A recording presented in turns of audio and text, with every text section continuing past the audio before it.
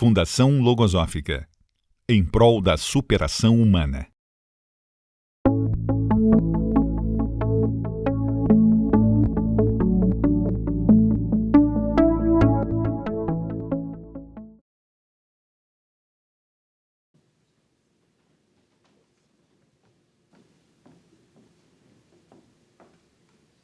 Boa noite a todos. Quero reafirmar a nossa alegria em tê-los hoje aqui para compartilhar, de um momento, mas muito, muito especial do Sistema Logosófico de Educação. Sabem por quê? Nós estamos completando, este ano, 50 anos de colégios logosóficos no Brasil. E essa palestra está sendo realizada também nas cidades onde nós temos uma das nossas unidades. Então, começou lá, em Belo Horizonte, na unidade de funcionários, porque foi lá o primeiro colégio brasileiro. Daqui a 2 anos, já estão convidados. Vão ser os nossos 50 anos aqui do Colégio Logosófico do Rio de Janeiro. Então, vocês já são convidados para essa atividade também. Mas o reitor já falou que, e foi do dia 7 ao dia 9 de junho, nós estivemos lá em Belo Horizonte, cerca de 500 docentes de todos os colégios logosóficos do Brasil, do Uruguai e da Argentina. Reparem que o nome do encontro era Encontro Nacional de Docentes das Escolas Logosóficas, mas, na verdade, tinha que ser EIDEL, porque foi um encontro internacional de docentes. E, nesse encontro, nós tivemos uma oportunidade única. Centenas de monografias foram elaboradas ao longo de 2012, relatando experiências da aplicação dessa pedagogia nas diferentes turmas, do infantil ao ensino médio. Então, foi uma oportunidade para ratificar os resultados dessa pedagogia e foi, um encontro com resultados muito significativos. Daí, essa nossa emoção de poder compartilhar com os senhores, esses resultados da ciência logosófica que está sendo aplicada em cada um de nós e junto às crianças e os adolescentes. Mas, quando eu falo da emoção, na realidade, eu gostaria muito de poder ter, um meio de que cada um aqui presente pudesse dimensionar o que eu falo dessa emoção. Para isso, eu preciso dizer para os senhores o seguinte: o nosso apresentador disse que eu era mestre em educação, pedagoga, orientadora, administradora, mas eu devo dizer que, na realidade, eu fui criada dentro de um colégio, porque meu pai era proprietário de um colégio que ele construiu ao lado da minha casa. Então, o ambiente educacional foi o ambiente em que eu cresci. Muito nova, na pré-adolescência, eu já tinha definido a minha profissão. Imaginem que, aos 15 anos, quando eu começava o meu curso de formação de professores, é evidente que ali eu já entrei em turma e ali começou a minha docência. Ao longo desses anos, a minha oportunidade foi muito grande, então eu tive a oportunidade de lecionar da educação infantil à pós-graduação. Aos 24 anos, eu era professora da UERJ, do Instituto Isabel. Por que eu estou dizendo isso antes de começar? Para dizer que, mesmo com essa minha experiência, com essa minha vivência, eu constatava algo que era, muito importante, que, apesar da importância dos conhecimentos acadêmicos que eu havia obtido, eles não me permitiam resolver as minhas inquietudes internas. E havia outra coisa: os resultados da educação também não me satisfaziam.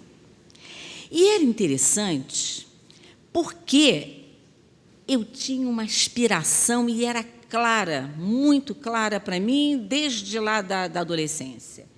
Eu sabia exatamente o que eu queria para os meus alunos. Eu queria isso, olha, uma escola que contemple dois grandes polos que se completam. De um lado, a excelência de um currículo escolar com todos os conteúdos a serem ensinados. E, de outro, a preparação para o governo consciente da vida. Naquela época, eu já intuía que havia necessidade da educação ser consciente, mas eu não sabia como fazer isso. Como? Era a grande pergunta. E essa pergunta, na verdade, me angustiava e eu procurava incessantemente uma solução quando eu encontrei a pedagogia logosófica, criada pelo educador argentino Carlos Bernardo González Pecotti. E aí, exatamente quando González Pecotti, ao apresentar a possibilidade de educar para a vida consciente, ele trouxe para a minha vida de educadora principalmente, um farol, mas um farol muito alto que eu gostaria de compartilhar agora com cada um dos presentes. E, para ser fiel às palavras do autor, eu transcrevi e gostaria, então, de apresentar o que González Pecotti diz que educar para a vida consciente tem como um dos seus fins primordiais o aperfeiçoamento de tudo quanto compreende a existência do ser humano. E completa: promove a eliminação das deficiências pela correção dos erros, desperta o afã de superação e desenvolve a aspiração natural de servir à humanidade. Dimensione o que foi isso para aquela jovem educadora que tinha aquela grande aspiração.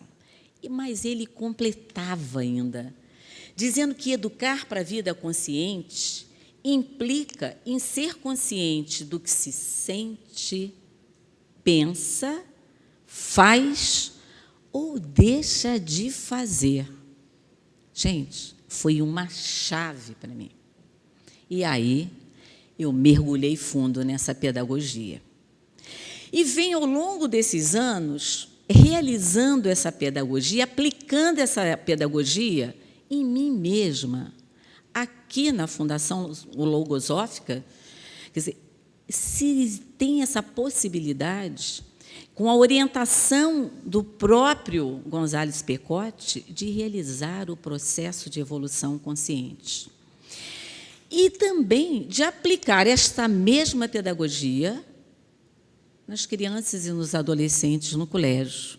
Vocês não entenderam errado, não. É exatamente isso. É a mesma pedagogia a que eu aplico em mim e que centenas de seres aplicam também aqui na Fundação Logosófica do Rio de Janeiro, milhares de seres aplicam em todas as demais sedes da Fundação Logosófica em diversos países do mundo. É a mesma pedagogia que aplicamos junto às crianças e adolescentes nos diferentes colégios logosóficos no Brasil, no Uruguai e na Argentina. Mas isso é, assim, muito importante, porque, ao mesmo tempo que eu aplicava isso, o que eu observava na universidade, trabalhando lá na Secretaria de Educação, e hoje mesmo, o que se observa? Que, no contexto da educação, há uma insatisfação pública e notória desses resultados da educação.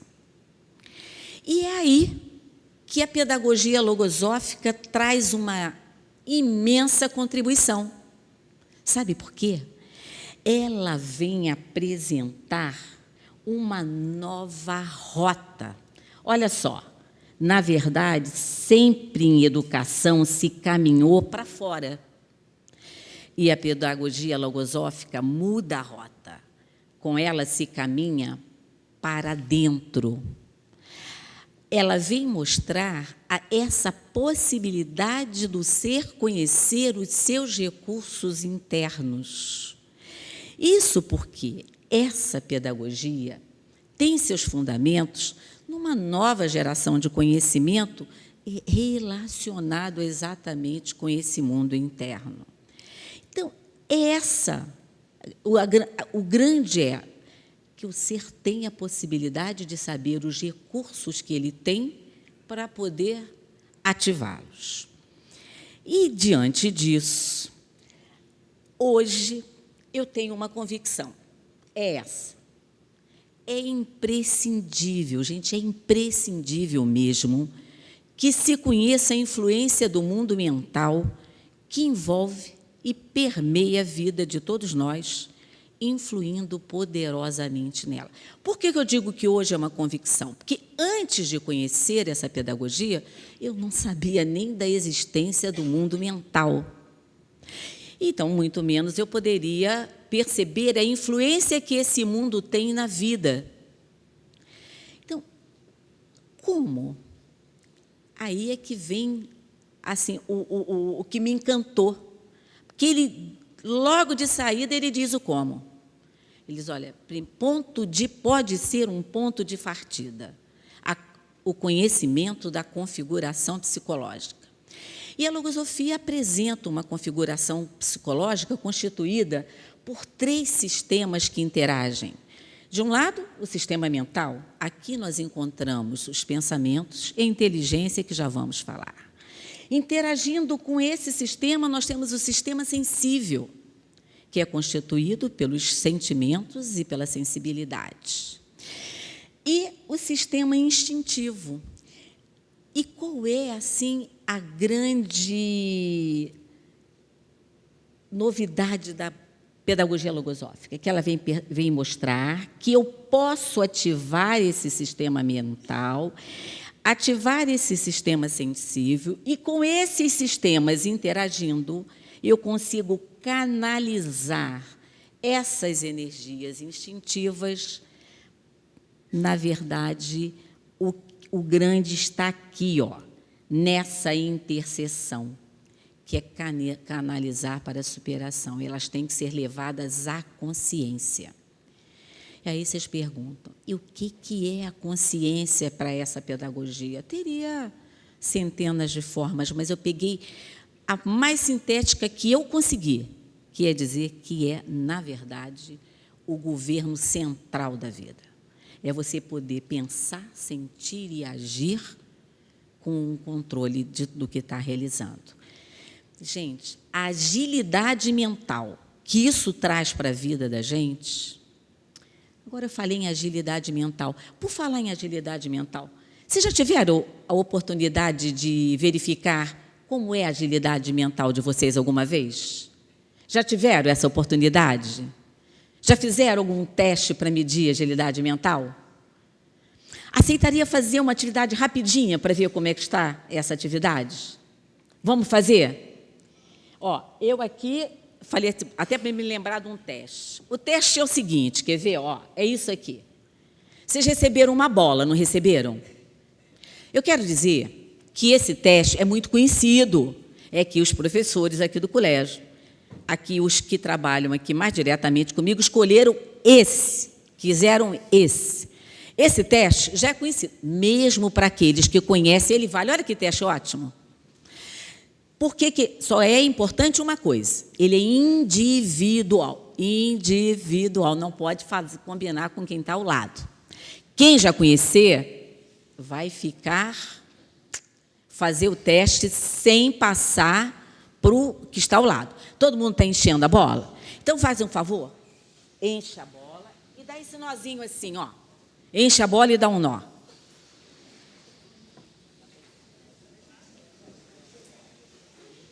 Tem que ser rápido, porque é de agilidade, né, gente? Não pode encher muito, tá bem? Alguém podia trocar a bola para ela? Eu ofereço essa.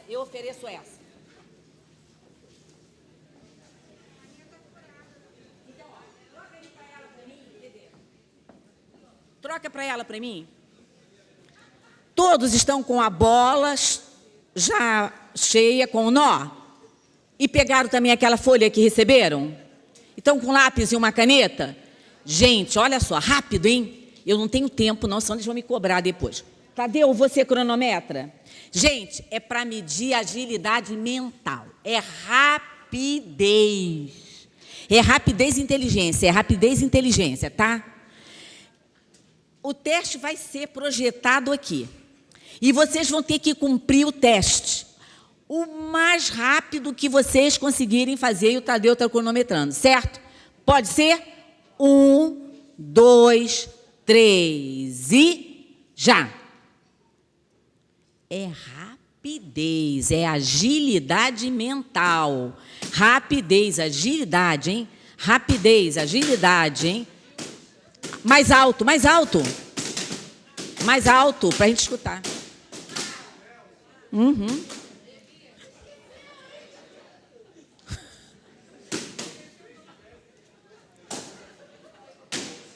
Rápido, rápido. Quando o último terminar, que o Tadeu vai dizer quanto tempo levou. Todos terminaram? Todos terminaram? Gente, ainda tem gente fazendo? Rápido é agilidade. Pronto? Tadeu, quanto tempo? 44 segundos. Gente, agora vocês podiam levantar as bolas? Ué, gente, cadê as bolas, as outras? Cadê as bolas? Hein? Estouraram. Mas por que eu também não estava entendendo? Ó, quando eu ouvi o barulho, eu também não entendi. Por que estouraram?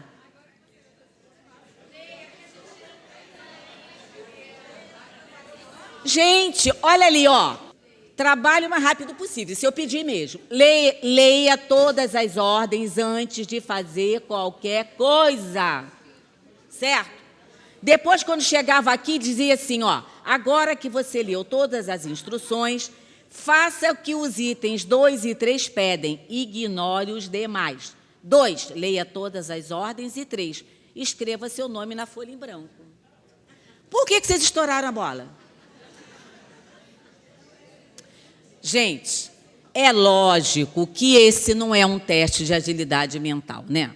Isso aqui é só um exercício que nós usamos muito aqui no colégio para demonstrar um conceito que é fundamental para nós.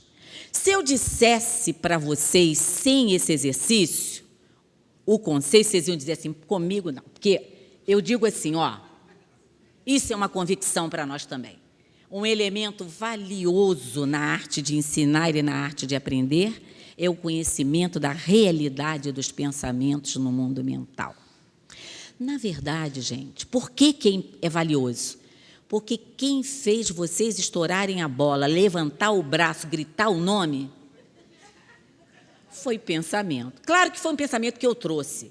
Eu trouxe quando eu falei que eu ia medir vocês, agilidade, aí eu trago amor próprio, vaidade, e eu fiquei, agilidade, pressa. Quer dizer, foram pensamentos que eu trouxe e que fizeram com que vocês definitivamente não atendessem. Agora, vocês imaginem só, uma coisa rapidinha dessa. Imagina 24 horas por dia, o que não acontece com a gente. Então, para nós, pensamentos, eles têm essa força exatamente porque eles são os agentes causais do comportamento humano. Eu botei aquele macaquinho ali, porque, na verdade, ele é causal porque tudo começa com pensamento. Esse computador foi um pensamento antes disso. Esse arranjo lindíssimo foi um pensamento antes de ser esse arranjo. Mas pensamento tem vida própria, é autônomo, ele faz isso, ó, ele entra e sai da mente da gente, né, sem que, de fato, a gente tenha conhecimento disso.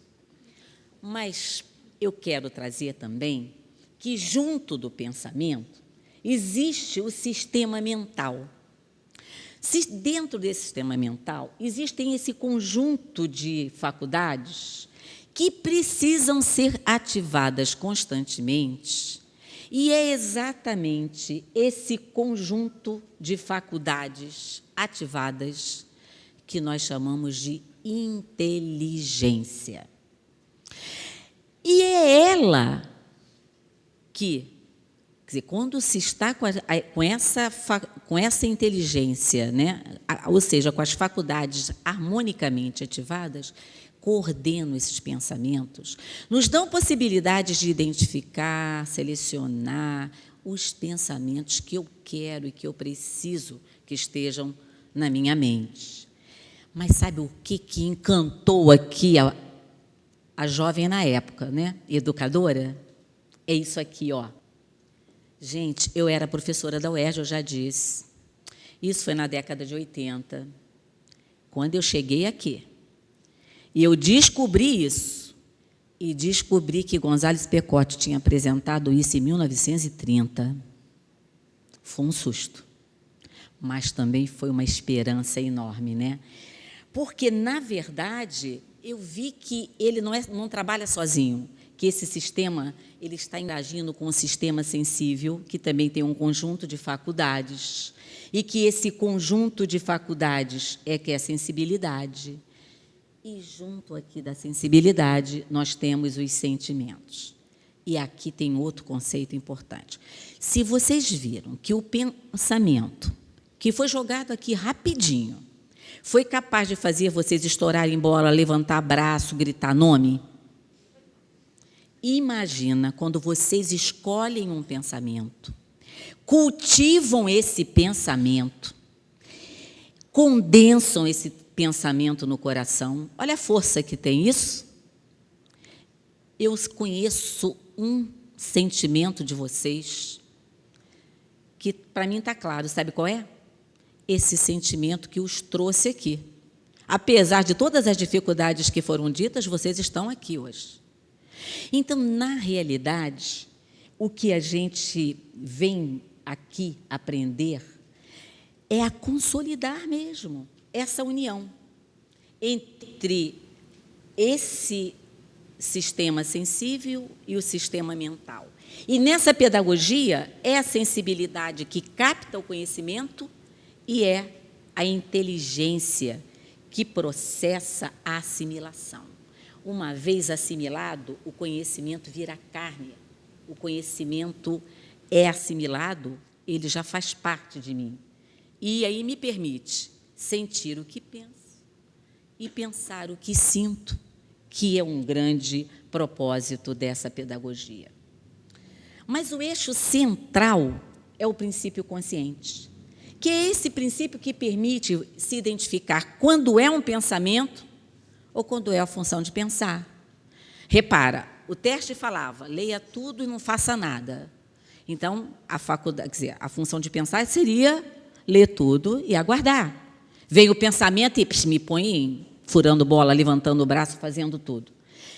Gente, sem esse conhecimento, a gente é marionete a grande maioria do tempo. E o maior, no meu entendimento, é isso aqui. É que, com esse conhecimento, eu posso fazer algo fantástico, gente, que é corrigir o erro antes que ele se manifeste. Porque é na mente que eu vou fazer isso. É claro que o processo pedagógico, dentro dessa pedagogia, ele tem eficácia garantida. Por quê? Porque, na realidade, ele está sustentado por princípios, assim, saberes, que eu trouxe aqui alguns, de viver, pensar, querer, aprender, esperar, conviver, ensinar, ouvir, calar e muitos outros. Mas é importante que saibam que, aqui no colégio, por exemplo, nós trabalhamos com os projetos anuais. A imagem é exatamente essa. Todo o grupo docente trabalhando em torno de um tema que interagem. Então, todos os professores trabalham interagindo o mundo interno com o mundo externo. Os conteúdos são trabalhados permeando um e outro. Eu vou trazer aqui hoje uma das experiências, porque lá no Endel é aquele encontro, estão lembrados, né?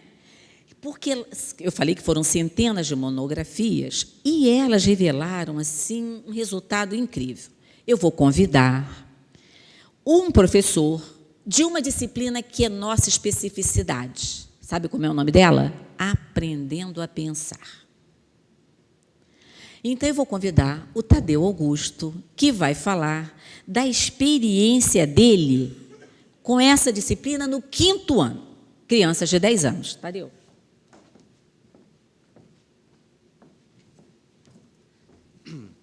Boa noite. Essa monografia, que é resultado do trabalho nessa disciplina de Aprendendo a Pensar, sobre o ensino dos conceitos logosóficos em sala de aula, por que eu pensei em desenvolvê-la? Porque eu comecei a perceber que, justamente através desse ensino, é que nós desenvolvemos algumas funções básicas na área pedagógica, que são as funções de estudar, de aprender, de pensar e de realizar. E que, mediante o exercício dessas funções, é que a gente movimenta aquelas engrenagens, né, que a professora Ângela mostrou, né, do sistema mental e do sistema sensível. Atualmente, aqui no Colégio Logosófico, nós temos projetos pedagógicos anuais, né? Então, ano passado foi sobre ética, né, e seu poder transformador. Esse ano, nós estamos tratando sobre natureza, exemplo de atividade e renovação. E estamos desenvolvendo esse conceito aqui da logosofia, que eu julgo muito importante, né? Que a natureza é sábia e contém o néctar da sabedoria, é a primeira mestra do ser humano. Então, me propus, para a aplicação desse conceito, desenvolver nas crianças uma habilidade, a habilidade de observar a natureza e extrair esse néctar, ou seja, extrair essas lições de sabedoria. Eu costumo perguntar para eles, né, se eles já nasceram sabendo andar de bicicleta. Obviamente, eles dizem que não, né? Então, eu falo o seguinte, olha, da mesma forma que a gente não nasce sabendo andar de bicicleta, nós não nascemos com a habilidade de observar a natureza. Isso precisa ser desenvolvido. Então, aí eu inicio, através de diversos recursos didáticos, né, que vou mostrar algum deles aqui, eu trato as imagens e esses conceitos, né, procurando desenvolver essa habilidade de observar. Então, como é que eu inicio com eles, né? A primeira coisa que eu costumo mostrar para eles é esse aqui, né, nós e o cosmos, né? Então, eu peço para eles observarem isso e pergunto o que eles estão vendo aí na imagem, né? Eles logo falam que esse é o Sol, né? Eu falei, que mais que estão vendo? Tem uns pontos aqui, né? Eu falei, que mais? Tem uma coisa aqui. Eu falei, o que é isso aqui? Isso aqui é a nossa Terra, né? Então, o que eu mostro para eles? Que nós estamos aqui dentro desse mundo e que existe fora desse mundo coisas grandiosas. E existem coisas muito mais grandiosas que a nossa estrela, o nosso Sol, né? Com que intuito eu destaco isso? Justamente para que eles possam sentir que na vida existem coisas grandiosas, né? A gente, às vezes, é muito limitado naquilo que a gente faz, a gente só enxerga as coisas do dia a dia. Então, eu desperto neles esse sentido de que a vida contém coisas grandiosas e é necessário nós conhecermos essas coisas grandiosas. E, a seguir, eu trabalho com esse conceito de que sermos um observador, né, do saber, desenvolvermos uma habilidade, aquilo que a gente vê, não apenas ver, não apenas enxergar, mas sim observar, tirar uma lição. Eu uso vários vídeos, né?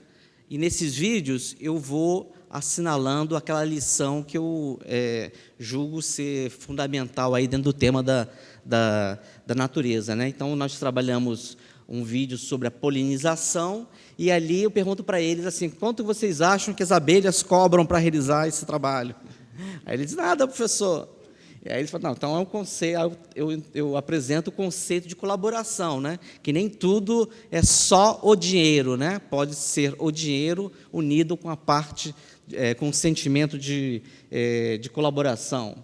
Outro exemplo que eu mostro, né, através de vídeos de ambientalistas, né, esse aqui é muito interessante, sobre a floresta assumindo seu espaço na metrópole de São Paulo, né? Eu mostro esse exemplo de adaptação, da força da natureza. Então, são vídeos muito interessantes em que sempre despertam esse interesse em conhecer um pouco mais, levar a criança a refletir, levar a criança a sentir, levar a criança a agradecer, levar a criança a pensar. Também trabalho com algumas histórias em quadrinhos. Meus filhos leem também muito Turma da Mônica, Chico Bento. Eu também leio, sempre com sentido pedagógico. E aí tem essa historinha da Lições da Natureza do Chico Bento, onde a essência da historinha é essa aqui, ó. A natureza é um convite a ser, e não somente a ter. Então, é uma história onde o primo do Chico Bento só quer ver TV, só quer colecionar borboletas e não quer desfrutar da natureza. Então, eu trabalho esse conceito com eles, né, tentando mudar o pensamento, que a gente vive numa cultura muito forte de ter, né? Ter isso, ter aquilo. Então, eu procuro introduzir um outro pensamento, que é a cultura do ter, né, do ser, né? Então, vocês vão percebendo como é que a gente faz para mover as engrenagens sensíveis, mentais, e mudar o pensamento. Então, eu também trabalho com as imagens das formigas, né? As formigas como exemplo de colaboração, trabalho em equipe, né?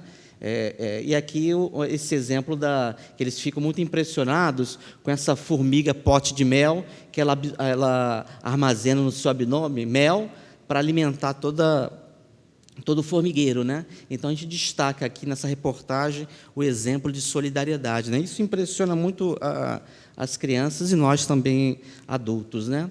O outro exemplo é da colaboração que existe entre as formigas e as plantas, né? Um protegendo o outro. Eu trabalho esse conceito de que gentileza gera gentileza, né?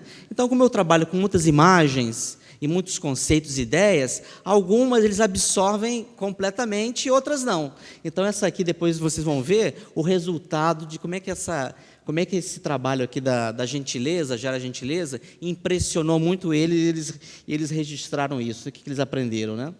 Também nós temos alguns documentários que a gente assiste. Esse aqui é muito interessante, do microcosmo, e a gente analisa tudo isso aqui, ó.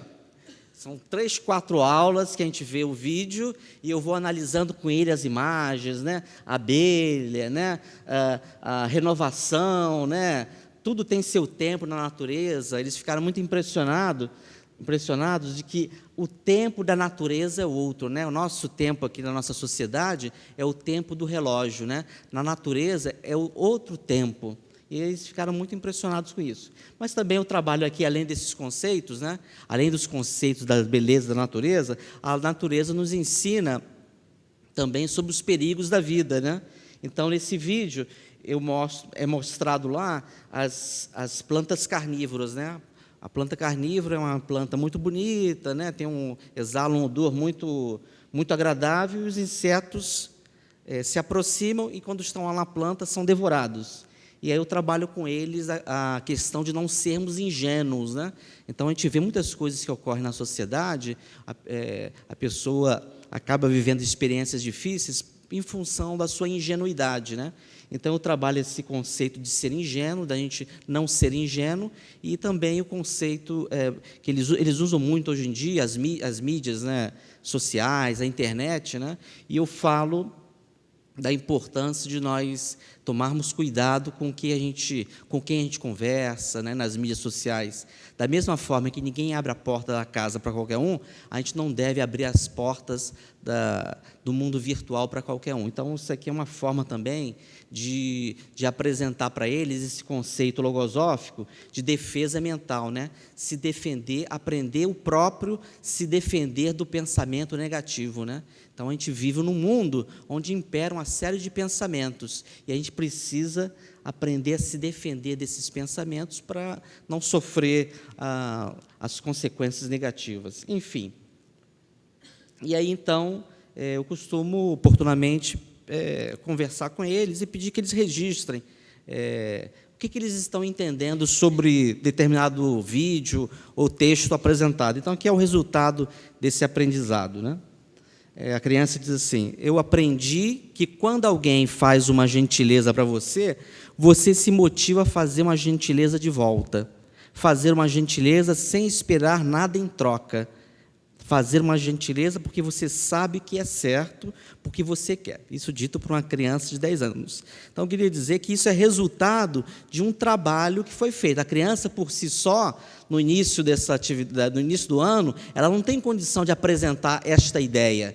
Então, o docente vai e realiza um trabalho com o seu sistema mental, com o seu sistema sensível, e a criança, ela elabora a própria ideia. Isso aí que é interessante nesse trabalho. Então, isso tem um valor sensível, né, e valor também para a própria inteligência da criança, né? Outra criança diz o seguinte: eu aprendi a respeitar a natureza e ajudar sem querer alguma coisa em troca. Nós sempre temos que preservar a natureza. Então, a gente vai mudando de uma forma bastante significativa alguns pensamentos que eles já trazem quando chegam ao colégio. Hoje eu aprendi sobre a gentileza e sobre a inteligência. As formigas moram na planta e isso é um favor que as plantas fazem. E, em troca, as formigas protegem a planta. Sobre a inteligência, eu aprendi que os animais não pensam, mas colaboram muito com gentileza e trabalham em grupo. Então, são conclusões das próprias... O docente não intervém na escrita da criança, não a induz a pensar assim, mas ele dá o suporte, as bases, para que a criança chegue a uma conclusão inteligente e, ao mesmo tempo, sensível. Aprendi que, na natureza, todos colaboram para sobreviver, né? Então, esse conceito de colaboração é muito importante para a vida em sociedade, né? Na sociedade, nós não apenas trabalhamos, nós colaboramos para que a sociedade se sustente, né? E aqui, por último, o uso da inteligência na natureza entre folhas e insetos faz gerar gentileza após gentileza. Um exemplo é um ser vivo que pode ajudar outro ser vivo, ganhando ou não ganhando nada em troca. Porém, os dois seres ficam beneficiados e não ficam prejudicados. Então, a criança é que escreveu isso do próprio punho, né? Então, é interessante, isso é o que nós observamos dos resultados como docente, né? Então, o que os pais observam na vida dos seus filhos aí com a pedagogia logosófica? Marcelo vai dar continuidade.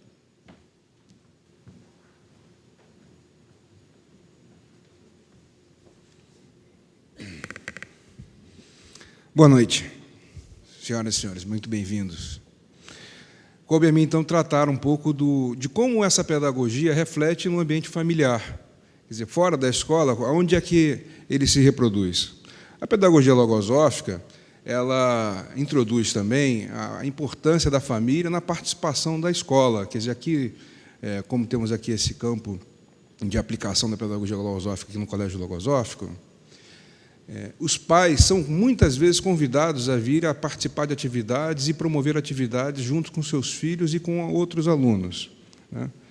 E isso acaba gerando, então, uma interação muito grande entre a escola e a família.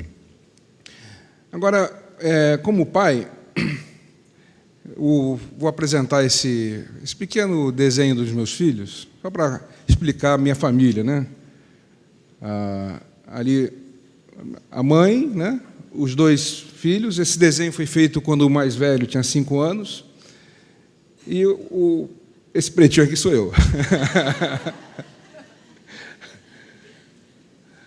Muito bem. Agora, é um desafio educar. Ninguém tem dúvidas de que é um grande desafio educar, não só para os docentes, mas para os pais. Então, como pai, o que eu espero da educação dos meus filhos? Né? Qual o ambiente que eu gostaria que meus filhos frequentassem? O que eu gostaria que eles cultivassem nesse ambiente? Eu citei alguns exemplos aqui de valores que eu espero que meus filhos cultivem já desde a infância, né? A independência, a responsabilidade, sua capacidade de resolver seus próprios problemas, de identificar soluções, de encontrar os meios para se superar, né? Ser voluntário, confiante, grato, generoso, né? Quer dizer, como é que a gente identifica, então, que esses valores e outros estão sendo realmente aplicados e cultivados pela criança? Como é que a gente pode observar isso dentro de casa? Porque não adianta somente a aplicação disso dentro da escola. E o resultado disso responde essa pergunta: qual o acervo que se está construindo para o adulto do futuro? Porque muitas vezes se esquece justamente que o ser do futuro, o ser adulto, foi uma criança. E os reflexos da sua vida adulta também vêm a partir dos conceitos que foram introduzidos na criança. Então, eu faço uma brincadeira aí com um jogo de palavras, né? Quer dizer, crescer não é opção, todas as crianças serão adultas, mas superar-se, sim. Essa questão de superar-se deve ser experimentada pela criança desde seu princípio. Ela ser capaz de identificar que ela pode superar a sua própria condição, capaz de resolver questões que têm a ver muito com a sua vida interna, né? E aí respondemos, quando a criança está com essa intenção, a outra pergunta: qual é o futuro que queremos para os nossos filhos? Quer dizer, quais são as funções que a família pode contribuir nesse ideal de superar-se, né? Como é que a família pode gerar um ambiente capaz para que isso aconteça, né? O que eu devo observar? Quem acompanha os nossos filhos, não só pessoas, mas os pensamentos, que ambientes mentais as crianças participam? Como favorecer a sua própria evolução? Que pai ou mãe eu quero ser? Porque, naturalmente, as crianças sofrem muito a influência dos pais, a partir da experiência que os pais oferecem. E aí vem um grande paradigma. Eu não posso dar aquilo que eu não tenho. A criança não pode receber aquilo que não se dá. Então, é necessário que os pais também sejam um exemplo de superação para que os filhos encontrem essa inspiração de superar-se. Agora, como é que isso se reflete? Vamos trazer alguns exemplos práticos. O meu filho menor, nós estávamos vendo televisão e, de repente, começou a passar uma série de cenas um pouco violentas. Ele era cedo ainda, ele chegou assim: olha, papai, eu vou dormir porque isso está muito violento para mim. Eu, tá bom, tá certo. Isso o menor, né? Isso com 4 anos de idade. Então, você percebe claramente que há uma observação da repercussão interna do ambiente que a criança está exposta, quando ela consegue perceber justamente a diferença entre o que é o bem, o bom e o mal para ela, o que lhe faz bem, o que lhe promove satisfação, paz, alegria, né? Ela percebe também, naturalmente, que mente e pensamento são duas coisas diferentes. E que nos pensamentos há identificação, classificação, você pode selecionar que pensamentos vão frequentar esse ambiente mental. E aí eu apresento aqui um breve relato sobre um conceito importantíssimo, que é uma analogia que se faz, uma imagem analógica sobre a casa mental e a mente, né? Quer dizer, assim como nós temos uma casa e nós controlamos e escolhemos aqueles que vão frequentar essa casa, temos a mesma possibilidade de fazer com a mente. Então, uma outra forma que é muito estimulada aqui na escola, né, são os bilhetes de esforço. Os bilhetes de esforço são feitos pelos pais ao identificar que a criança está fazendo um esforço em superar-se. E coisa de 2, 3 semanas atrás, meu filho, de manhã é aquela correria, né? Minha esposa sai muito cedo, eu que trago as crianças para a escola, então aquela correria, assim, eu vou me arrumando para o trabalho. As 2 crianças, eu sempre então incentivei-as que elas mesmas se arrumassem, né? E aí, umas 2, 3 semanas atrás, o meu menor chegou, me acordou, né? Papai, já estou pronto. Eu falei: que ótimo, filho. Você vai fazer meu bilhete de esforço? Aí eu falei: olha, mas Alguma vez só? Não, tem que ser várias vezes. Não, papai, eu estou sendo obediente. Tem mais de um dia que eu estou me arrumando. Aí eu falei, então, como é que você está conseguindo fazer isso, né? Ah, porque eu estou lutando contra os pensamentos maus. E por quê, hein? Você está fazendo o quê? Usando o braço, perna? Como é que você está lutando isso? Não, eu estou usando os meus pensamentos. Eu estou fera nisso. Só tenho 2 ou 3 pensamentos maus. Então, você percebe que a criança identifica essa realidade interna e começa a interagir de forma inteligente, né? Então, gera essas defesas mentais e preserva seu ambiente interno, né? Um outro exemplo, aí, falando um pouco do outro filho, quer dizer, a escola, como vai apresentando esses conceitos, a criança vai sendo automaticamente estimulada a pensar sobre a própria vida, a extrair da vida determinados conceitos, né? Então, uma vez estava indo para casa do meu pai, que mora fora da cidade, estavam os 2 comigo, a minha esposa tinha ficado em casa, e aí eu vou dizer 2 experiências dessa viagem. Uma foi o meu filho falando sobre essa imagem aqui, né? Ele disse o seguinte: papai, quando a gente está servindo a um pensamento mau, é como se estivesse caindo do cavalo. Ou seja, ele completou ainda, quando ele quer ir, vai, né? Então, a imagem, eu tentei resgatar uma imagem, o cavalo caindo aqui, a pessoa está tabacando no chão mesmo, né? Quer dizer, não tem como você controlar aquela força se você está sob domínio de uma questão involuntária.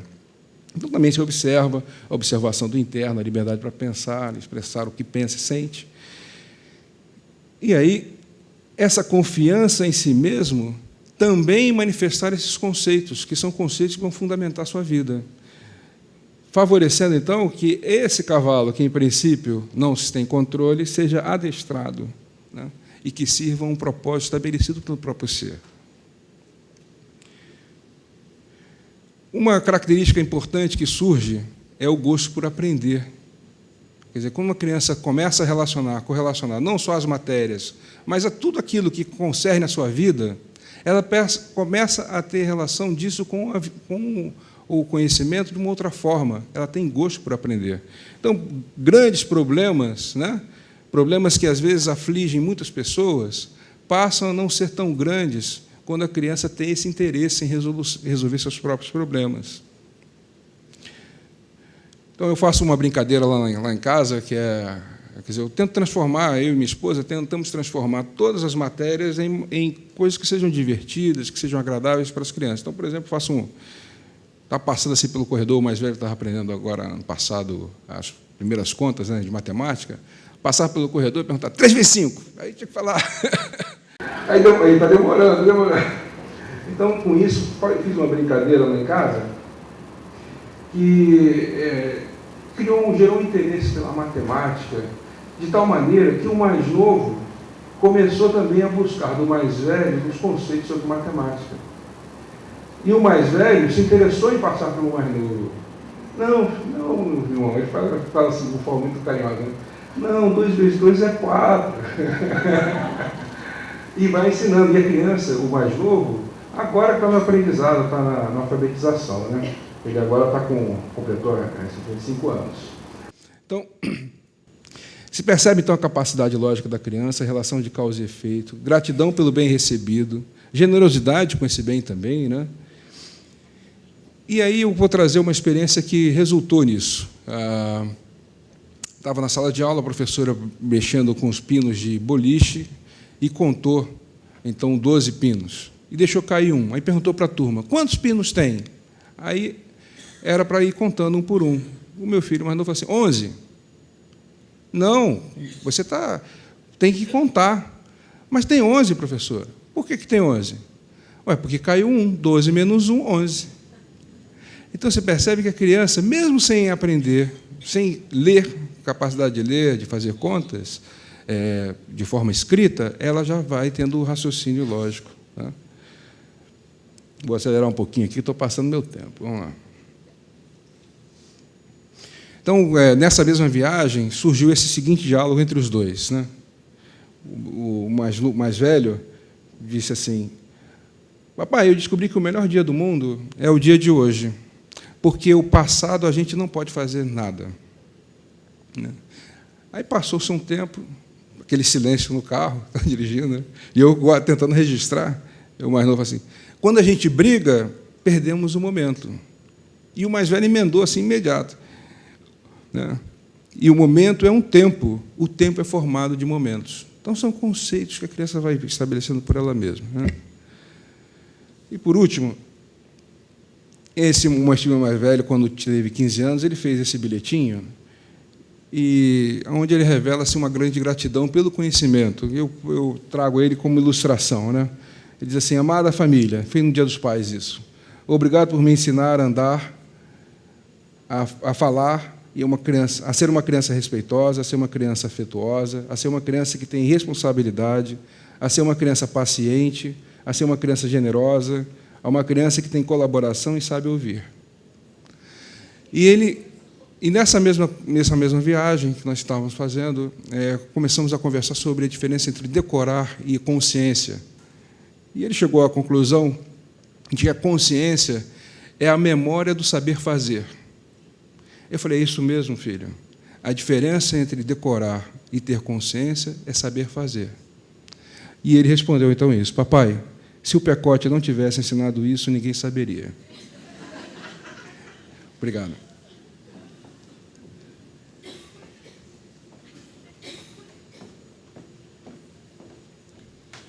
Com essas experiências com as crianças, é claro que, se tivéssemos tempo, também teriam as nossas experiências. Não somos tão fera nisso ainda, assim, mas fazemos um esforço, porque, na realidade, a Fundação Logosófica e o Colégio Logosófico, eles têm em sua pedagogia esse compromisso mesmo, né? Com uma educação consciente que ocorre no mundo interno do ser. Diante desse grande compromisso, tem algo que é assim fundamental. É esse equilíbrio entre o sistema mental e o sistema sensível. Por que eu estou reforçando isso? Porque constatamos, aprendemos, comprovamos que, para que se ativar esses sistemas, há necessidade de se ter um ambiente adequado. E esse ambiente é o que se cuida mesmo na fundação e no colégio para que essa aprendizagem ocorra. E esse ambiente, gente, ele é alicerçado no respeito e no afeto. Então, isso é fundamental. Agora, a grande descoberta que eu fiz quando conheci a pedagogia foi essa, de saber que, na verdade, o ambiente externo é um reflexo do ambiente interno. Olha, para o educador reconhecer que o ambiente da sua turma é responsabilidade dele, que ele é o responsável por determinar, por identificar qual é o pensamento que vai presidir a sua sala de aula e convocar esse pensamento, mudou a vida da educadora e eu acho que muda a vida de todos os seres mesmo. E a importância do docente é ampliada de forma geométrica, porque cabe ao docente a responsabilidade desse encaminhamento. Na verdade, o docente, né, ele irradia esses pensamentos. E eu preciso contar que, na realidade, as aulas ministradas no colégio são precedidas mesmo, tá? Pelo processo que o docente realiza para identificar, classificar e selecionar os próprios pensamentos, Gente, isso faz a diferença no processo de ensino-aprendizagem. Quer dizer, o professor perceber que ele precisa começar primeiro nele, no seu interno. É claro que isso vai exigir uma formação continuada dos professores. É preciso ter esse trabalho de superação permanente. É tão sério isso que aqui no Colégio Logosófico, cada professor tem 3 tempos semanais dedicados a essa formação continuada. É isso mesmo, cada professor, além da sua carga horária, ele recebe 3 tempos para se dedicar a esse processo de aperfeiçoamento. É evidente que, no nosso Endel, foi assim, uma grande oportunidade de sistematizarmos esse processo. Mas eu quero dizer que o perfil do docente, nessa pedagogia, ele está apoiado na renovação. Colégio Logosófico é lugar daquele docente que quer se renovar. É o lugar daquele docente que quer se superar. Quem é docente aqui sabe que quem trabalha muitos anos com a mesma disciplina ou com a mesma turma tem quase que o mesmo plano. Nós falamos aqui que aqui nós trabalhamos com um projeto anual. O professor Liviana Ana Lúcia disse que eu não podia citá-la.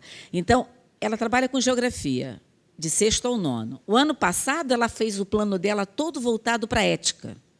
Esse ano, o projeto, todos os planos da Ana Lúcia estão voltados para a natureza. Então, é uma oportunidade incrível para que ela se renove diariamente também. Mas é preciso querer isso, né? Então, na verdade, eu comecei essa palestra com um pronunciamento, dando um depoimento meu, do que foi conhecer a pedagogia logosófica para mim, na minha vida.